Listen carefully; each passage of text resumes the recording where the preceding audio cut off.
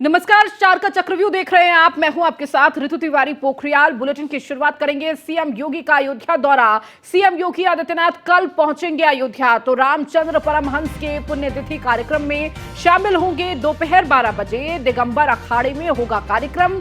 विकास योजनाओं का परीक्षण करेंगे सीएम योगी। श्री राम मंदिर आंदोलन के अगुवा माने जाते हैं रामचंद्र परमहंस।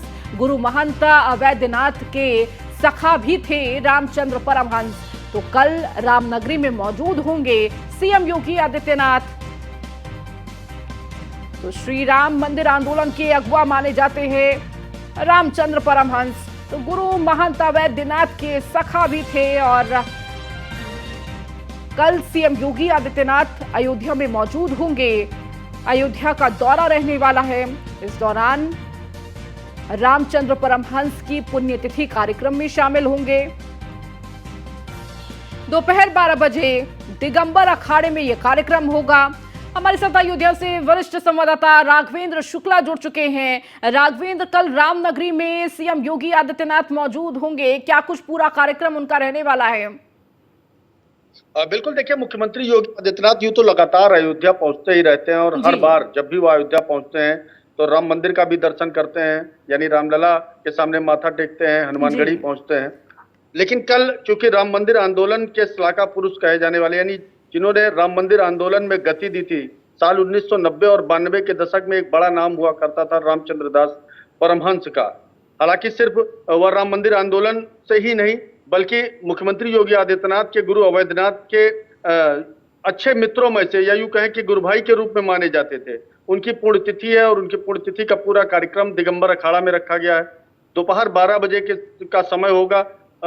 मुख्यमंत्री योगी आदित्यनाथ महंत की भूमिका में पहुंचेंगे और वह माल्यार्पण करेंगे उनके चित्र पर, उन्हें नमन करेंगे, याद करेंगे। और इसके बाद भंडारा का भी कार्यक्रम दिगंबर अखाड़ा में रखा गया। इसके ठीक बाद मुख्यमंत्री योगी आदित्यनाथ अयोध्या के विकास कार्यों में आखिर क्या रफ्तार है, किस तरह से गति दी जा रही, चाहे वह प्राधिकरण के द्वारा हो, पीडब्ल्यूडी के द्वारा हो, सीपीडब्ल्यू के द्वारा हो, ये तमाम सारी ऐसी परियोजनाएं हैं जिनमें आखिर अधिकारी किस तरह से कार्य देख रहे हैं, किस तरह से गति दी जा रही, इन सब पर भी कहीं ना कहीं वो ब्रीफ करेंगे और अधिकारियों से यहाँ के बारे में सुझाव मांगेंगे। बिल्कुल राघवेंद्र, इसके साथ ही राघवेंद्र, क्या कुछ तैयारियां वहां पर चल रही है? क्योंकि देखिए, लगातार जिस तरह से कार्यक्रमों में शामिल होंगे, इसके साथ ही वहां पर हो रहे कार्यों का भी जायजा लेंगे। और हमने वो तस्वीरें भी देखी है कि सीएम योगी आदित्यनाथ लखनऊ में रहते हुए भी लगातार अयोध्या में उनकी नजर रहती है, अधिकारियों से लगातार सीधा संवाद करते हैं और निर्देश भी देते रहे हैं, देरी होने पर फटकार भी लगाते हैं। देखिए ऋतु, मुख्यमंत्री योगी आदित्यनाथ की विशेष आस्था भगवान श्री राम और अयोध्या में रही है। अयोध्या के संत महंतों से सीधा संवाद करते हैं, अयोध्या के अधिकारियों से अयोध्या के विकास के बारे में एक तरफ पूछताछ करते ही हैं, वहीं यहाँ के जो, चाहे वह स्थानीय आवाम हो, यहाँ के साधु संत हो, यहाँ के जो लोग रहने वाले हैं, सीधे संपर्क रखते हैं मुख्यमंत्री योगी आदित्यनाथ से। उनसे भी वह लगातार पूछते हैं, अयोध्या के विकास के बारे में जानकारी करते हैं। निश्चित तौर पर जब मुख्यमंत्री योगी आदित्यनाथ अयोध्या पहुंचेंगे तो अयोध्या के वे लोग जिनका सीधा सरोकार गोरक्षनाथ पीठ से भी है, दिगंबर अखाड़े से भी है और खुद मुख्यमंत्री योगी आदित्यनाथ से है, वह सभी वहां पर मौजूद होंगे। रही बात तैयारियों की, तो तैयारियों में एक तरफ सावन का मेला चल रहा है, अयोध्या में कांवरियों की एक बड़ी भीड़ है। इसे लेकर पूरे जोन की, यानी लखनऊ जोन के सभी जनपदों की जो पुलिस है यहाँ पर मौजूद है। इंटेलिजेंस जो है उसे भी सक्रिय कर दिया गया है, चाहे एटीएस हो, एलआईयू हो, ये तमाम सारी जो इंटेलिजेंस एजेंसियां हैं इन्हें चौकन्ना कर दिया गया है। बीडीएस की भी कई टीमें एक्स्ट्रा लगाई गई हैं। इसके अलावा आरएएफ के जवानों ने फ्लैग मार्च कर पूरा सुरक्षा की जो है जिम्मेदारी अपने कंधों पर ले रखी है। लगातार उन्होंने फ्लैग मार्च किया है। मुख्यमंत्री योगी आदित्यनाथ के आने से पहले अयोध्या में जिले के ही नहीं बल्कि जोन के कई बड़े अधिकारियों का पहुंचना तय माना जा रहा है और वह यहाँ पहुंचने के बाद अपने मातहतों को दिशा निर्देश देंगे और उनकी सुरक्षा व्यवस्था को लेकर के पुख्ता तैयारी की जाएगी। बिल्कुल राघवेंद्र, देखिए तैयारियां पुख्ता की जा रही हैं और कहीं ना कहीं अंतिम रूप देने का भी प्रयास किया जा रहा है। इसके साथ ही राघवेंद्र, कितने घंटों का ये पूरा कार्यक्रम सीएम का रहने वाला है? देखिए, इस व्यस्ततम दौर में मुख्यमंत्री योगी आदित्यनाथ करीब 11:30 बजे अयोध्या पहुंचेंगे। 12:10 पर उन्हें दिगंबर अखाड़ा पहुंचना है। 1:30 बजे वहां से कुछ जो निरीक्षण करने हैं, गुप्तार घाट एरिया में भी निरीक्षण किया जाना है, अंतर्राष्ट्रीय जी। एयरपोर्ट बन रहा है उसका भी निरीक्षण किया जाना है, और रामपथ पर निरीक्षण किया जाना है। इसके अलावा यहाँ के डीएम और कमिश्नर से भी मुलाकात करनी है। तो कुल मिलाकर करीब 4.5 घंटे का पूरा प्रोग्राम रहेगा अयोध्या में मुख्यमंत्री का। और इस 4.5 घंटे में अयोध्या की तमाम सारी वे परियोजनाएं जिन्हें सिर्फ राम भक्ति ही नहीं बल्कि माफ करिएगा, सिर्फ सरकार ही नहीं बल्कि जी। देश और दुनिया के राम भक्त समझना चाह रहे हैं अयोध्या की में आखिर विकास की रफ्तार में कितने पंख लगे हैं और क्या कुछ खास हो सकता है। जी। इन सब पर दुनिया के राम भक्तों की निगाह है। उन तमाम सारे विकास की परियोजनाओं को मुख्यमंत्री समझना चाहेंगे। मुमकिन है कि वह अयोध्या के अधिकारियों के और ज्यादा पेच टाइट कर सकते हैं कि जिस तरह से बरसात का मौसम चल रहा है, कई जगहों पर गड्ढे हैं, कई जगहों पर अभी विकास में गति नहीं हो पाई है, कहीं ना कहीं उन सब पर भी उनकी नजर रहेगी। ठीक। और निश्चित है इस दौरे के बाद अयोध्या के विकास की परियोजना में कहीं ना कहीं और रफ्तार देखने को मिलेगी। बिल्कुल, और गति देखने को मिलेगी। राघवेंद्र, आप लगातार जुड़े रहिए और भी खबरों पर आपसे अपडेट लेंगे।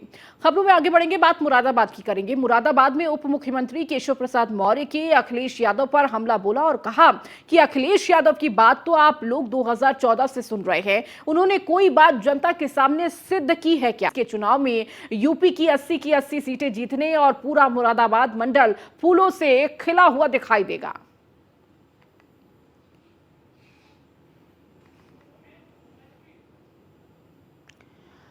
तो सपा समाप्त पार्टी है, ये केशव प्रसाद मौर्य डिप्टी सीएम ने मुरादाबाद के दौरे में कहा और लगातार समाजवादी पार्टी पर निशाना साधते हुए बताया कि किस तरह से अखिलेश यादव तमाम बड़ी बातें कहते हैं लेकिन उसके बावजूद लगातार हारते रहे हैं चुनावों में। यादव जी की बात आप 2014 से सुन रहे हैं, उनकी कोई बात जनता ने सिद्ध किया है क्या?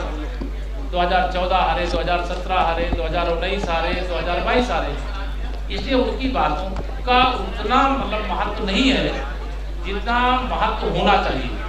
सपा समाजवादी पार्टी बनना सुनिश्चित है, सपा का कोई भविष्य नहीं है। समाजवादी पार्टी डूबता हुआ जहाज है, बसपा समाप्ति की ओर है, कांग्रेस मुक्त भारत हो रहा है। तो डिप्टी सीएम केशव प्रसाद मौर्य मुरादाबाद के दौरे पर थे और इस दौरान समाजवादी पार्टी पर निशाना साधा। उन्होंने कहा कि अखिलेश यादव कई बड़ी बातें कहते हैं लेकिन लगातार चुनावों में उनकी हार ही हो रही है। समाजवादी पार्टी समाप्तवादी पार्टी होने जा रही है, इसका भी जिक्र किया और ये भी कहा, ये दावा भी किया कि 80 में से 80 सीटें लोकसभा चुनाव में जीतेंगे और समाजवादी पार्टी का सुपड़ा साफ हो जाएगा। तो मुरादाबाद के दौरे पर डिप्टी सीएम केशव प्रसाद मौर्य और इस दौरान विपक्ष पर निशाना साधते हुए तमाम बड़ी बातें कही। तो 2024 में फिर नरेंद्र मोदी की सरकार बनेगी, इसका भी दावा ठोका। इसके साथ ही उत्तर प्रदेश की लोकसभा सीटों पर बीजेपी का कब्जा होगा, 80 में से 80 के दावे पर ताल ठोकी।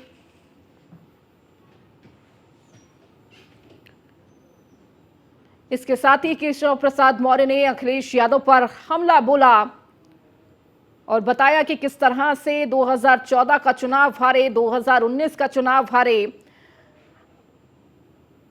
लगातार तमाम चुनावों का जिक्र किया, चाहे वो लोकसभा हो या फिर विधानसभा हो, तमाम हार का जिक्र किया और कहा कि अब आने वाले 2024 में भी अखिलेश यादव को पटकनी देंगे।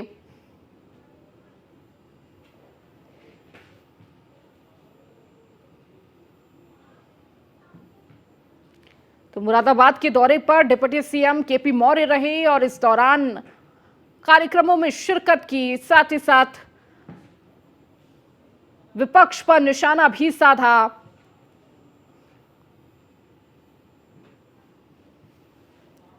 तो केशव प्रसाद मौर्य अखिलेश यादव पर हमला बोलते हुए कहा कि लगातार अखिलेश यादव जो कहते हैं पर वो सच नहीं होता। लगातार 2014 से देखिए हर चुनाव अखिलेश यादव हार रहे हैं और आगे 24 भी हारेंगे।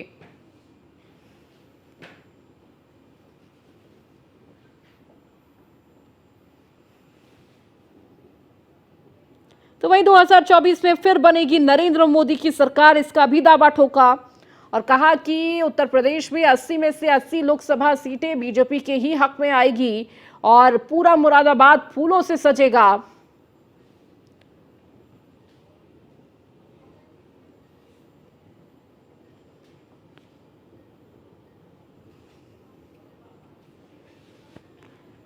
तो मुरादाबाद के दौरे पर डिप्टी सीएम केपी मौर्य और इस दौरान कई कार्यक्रमों में हिस्सा लिया। और अधिक जानकारी के साथ फरहाना खान हमारी संवाददाता हमारे साथ जुड़ चुकी है। फरहाना, मुरादाबाद के दौरे पर केपी मौर्य रहे और डिप्टी सीएम ने इस दौरान कई बड़ी बातों का जिक्र किया और इसके साथ ही विपक्ष पर निशाना साधा और इसका भी दावा ठोका कि 80 में से 80 लोकसभा सीटें जीतेंगे।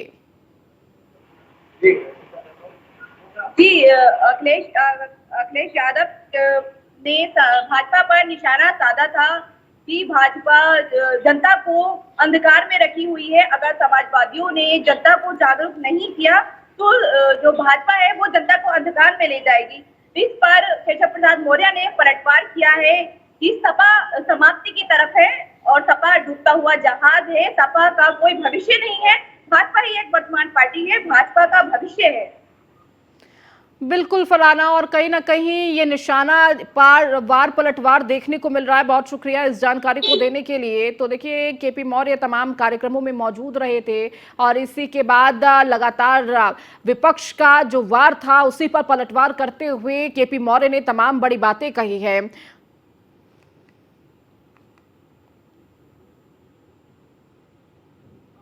खबरों में आगे बढ़ेंगे। फतेहपुर में सपा का 2 दिवसीय प्रशिक्षण शिविर 19 अगस्त को अखिलेश यादव अपने कार्यकर्ताओं को देंगे ट्रेनिंग। प्रदेश अध्यक्ष नरेश उत्तम ने पहले सत्र की शुरुआत की। 20 और 21 अगस्त को फिरोजाबाद में सपा का प्रशिक्षण शिविर 2024 चुनाव को लेकर सपा कार्यकर्ताओं में अखिलेश भरेंगे दम। तो 24 की लड़ाई में सपा लगातार तैयार है और एक के बाद एक प्रशिक्षण शिविर का आयोजन कर रही है। 2024 चुनाव को लेकर सपा कार्यकर्ताओं के लिए ट्रेनिंग। फतेहपुर में सपा का 2 दिवसीय ये प्रशिक्षण शिविर तो 19 अगस्त को अखिलेश यादव अपने कार्यकर्ताओं को ट्रेनिंग देंगे। देखिए, इससे पहले बांदा में आपने वो तस्वीरें देखी जहां पर सपा के द्वारा ये प्रशिक्षण शिविर आयोजित किया गया था। तमाम वो दांवपेच सिखाए जा रहे थे, वो रणनीतियां तय की जा रही थी कि किस तरह से 24 के चुनाव में उतरना है। और अब फतेहपुर में ये प्रशिक्षण शिविर एक बार फिर से आयोजित हो रहा है और इस दौरान भी 2 दिवसीय प्रशिक्षण शिविर रहेगा और तमाम 19 अगस्त को अखिलेश यादव अपने कार्यकर्ताओं को ट्रेनिंग देंगे। तो प्रदेश अध्यक्ष नरेश उत्तम ने पहले सत्र की शुरुआत की। 20 और 21 अगस्त को फिरोजाबाद में सपा का प्रशिक्षण शिविर रहने वाला है। तो एक के बाद एक प्रशिक्षण शिविर आयोजित होता रहेगा और इसके साथ ही 24 की लड़ाई की तैयारी में समाजवादी पार्टी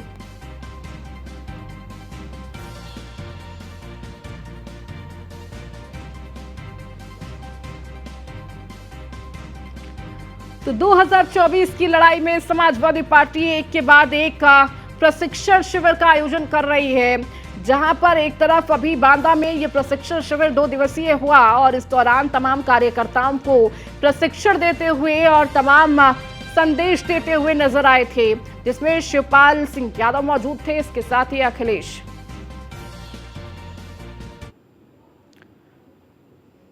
खबरों में आगे बढ़ेंगे, बात आगरा की करेंगे, जहां बीजेपी नेता को गोली मारने का सीसीटीवी आया सामने। हेलमेट पहने शूटर ने एक के बाद एक मारी गोली। दोनों हाथों में शूटर ने पकड़े थे तमंचे। बाइक पर आए दोनों हमलावरों ने पास जाकर मारी थी गोली। तो एक गोली पेट में तो दूसरी गोली हाथ में लगी थी। थाना हरिपर्वत नगला धनी का मामला है। तो ये तस्वीरें भी आपको दिखा रहे किस तरह से शूटर्स ने ये गोलियों से हमला किया था। तो हेलमेट पहने शूटर ने दोनों हाथ में तमंचे पकड़े और जिसके बाद गोलियां चलाई। हमलावरों के पास हमलावर जो थे किस तरह से पास जाते हैं आप देख सकते हैं। सीसीटीवी फुटेज भी ये सामने आया है और पास जाकर गोली चलाते हैं। तो बीजेपी नेता पर गोली चलाने का ये सीसीटीवी फुटेज सामने आया है।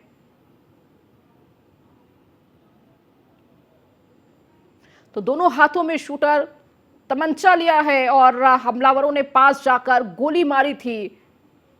बीजेपी नेता को गोली मारने का यह सीसीटीवी सामने आया है। तो हेलमेट पहने शूटर ने एक के बाद एक गोली मारी। ये आप सीसीटीवी फुटेज ये जो सामने आया है उसमें साफ नजर आ रहा है कि किस तरह से ये शूटर हेलमेट पहने हुआ था और दोनों हाथों में तमंचा और पास जाकर गोली चलाई गई और उसके बाद शूटर वहां से फरार हुआ। तो बीजेपी नेता को गोली मारने वाला शूटर किस तरह से पहले करीब जाता है और दोनों हाथों में तमंचे लिए गोली चलाता है।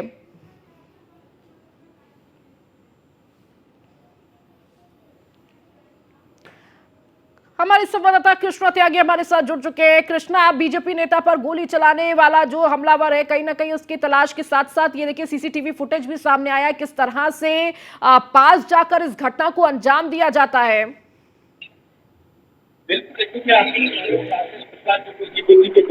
पर कल 2 दिन पहले हमला हुआ था। हालांकि पूरे वाकया का सीसीटीवी फुटेज पुलिस के हाथ लगा है, लेकिन सबसे महत्वपूर्ण बात यह है कि इसकी बताई जा रही थी 2016 में राकेश कुशवाहा के पिता जो समाजवादी पार्टी से थे 2016 में, उनकी दोनों बहनों पर है ये पूरा मामला बताया गया है और ये पूरे बात का सीसीटीवी फुटेज पुलिस के हाथ लगा है। हालांकि ये कहा नहीं जा सकता इस पूरे मामले में कौन दोषी है और फिर ये हमला क्यों कराया। हालांकि जो राकेश कुशवाहा की जो पत्नी है आशा, उसका कहना था कि इस पूरे मामले को रंजिश को लेकर हमने पुलिस अधिकारियों से कई बार लगाई और उन्हें जान की सुरक्षा को लेकर कई बार प्रार्थना पत्र दिए। उसके बावजूद भी पुलिस को उन्हें अभी तक सूचना नहीं दी। उसके बाद इस तरह की बातें सामने आया तो निश्चित तौर से पुलिस इस पूरे मामले को लेकर आज तीसरा दिन है और पुलिस पूरे मामले को लेकर हालांकि जांच पड़ताल में जुटी है। सीसीटीवी फुटेज पे हाथ लगा है। अब देखने वाली बात यह है देखो इस पूरे मामले को लेकर आखिर ये हमलावर कौन थे। सीसीटीवी फुटेज के माध्यम से ये इस पूरे संपर्क में किनका हाथ आता है, ये तमाम सवाल है। इस पूरे मामले को लेकर थाना हरी पर्वत क्षेत्र का ये पूरा मामला था जिसमें जो राकेश कुशवाहा को गोली मारी गई और ये सीसीटीवी फुटेज जो आप तस्वीर में देख रहे हैं ये राकेश कुशवाहा को मारते हुए जो गोली मारते हुए जो, हालांकि राकेश कुशवाहा ने काफी जदोजहद की है। उसके बाद हमलावरों ने ताबड़तोड़ गोलियां चलाई और हमलावर की हालांकि निजी अस्पताल में इलाज चल रहा है। अब देखने वाली बात यह है कि ये रंजिश जो मामला बताया जा रहा है ये हमलावर कौन है, पुलिस इन लोगों को कब तक गिरफ्तार करेगी, तमाम सवाल है। देखने वाली बात है ये कब तक ये हमलावर पुलिस की गिरफ्त में आते हैं। जी ठीक है कृष्णा, बहुत शुक्रिया इस जानकारी को देने के लिए।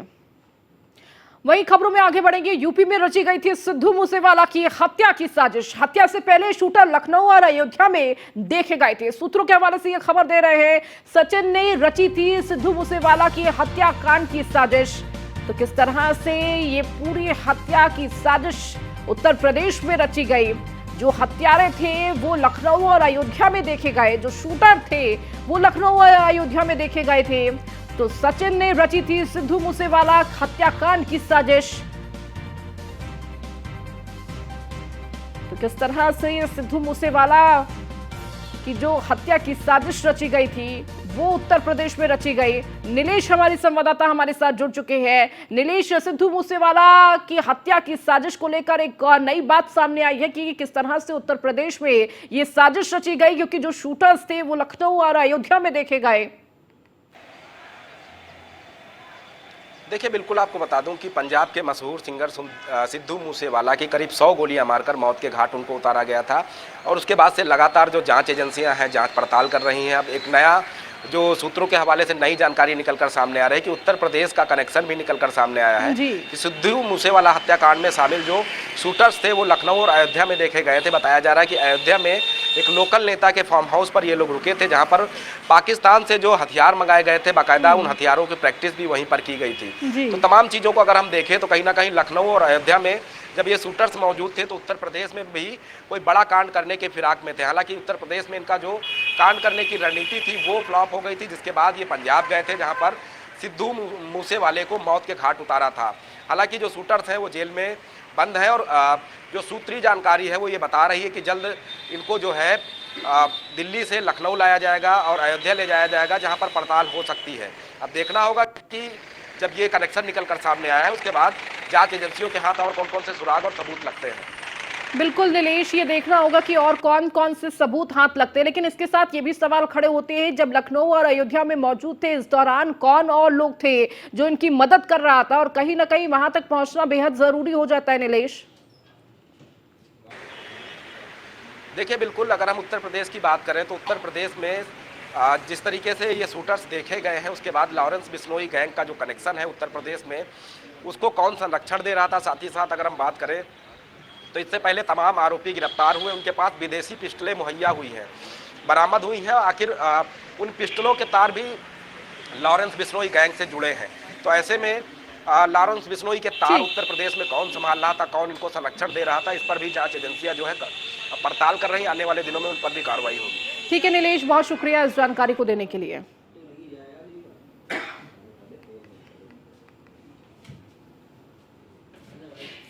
अब खबर ग्रेटर नोएडा से, जहां फिर आया सामने लिफ्ट फंसने का मामला। ग्रेटर नोएडा वेस्ट में लिफ्ट फंसने का मामला सामने आया। इको विलेज एक सोसाइटी के टावर ए में 2 में फंसी लिफ्ट में सवार 5 लोग लिफ्ट के अंदर ही फंसे।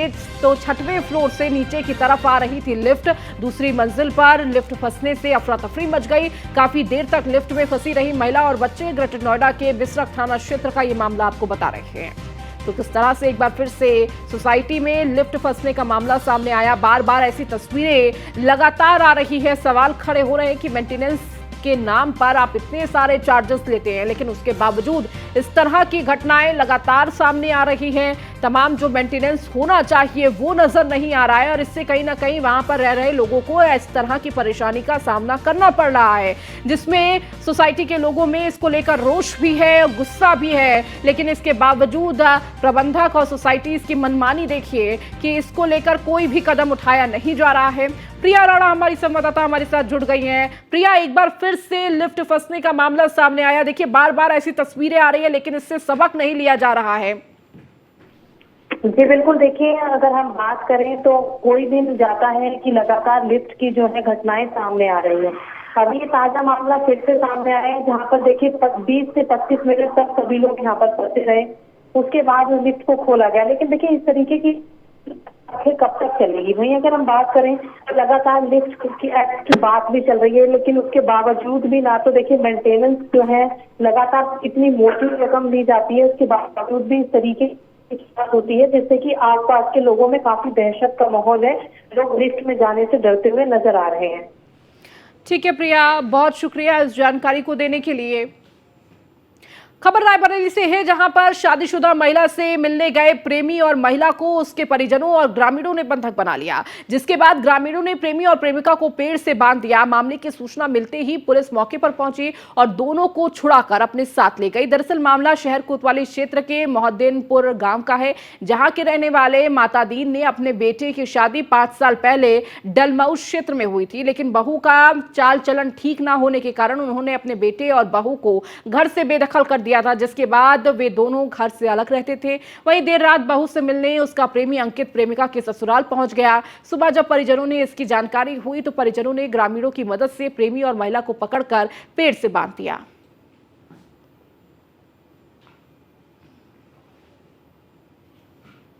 तो किस तरह से शादीशुदा महिला से मिलने पहुंचे प्रेमी को परिजनों और ग्रामीणों ने मिलकर बंधक बना लिया। तो रायबरेली से यह खबर, जहां 5 साल पहले महिला की हुई थी शादी, लेकिन देखिए किस तरह से महिला से मिलने उसका प्रेमी पहुंचा।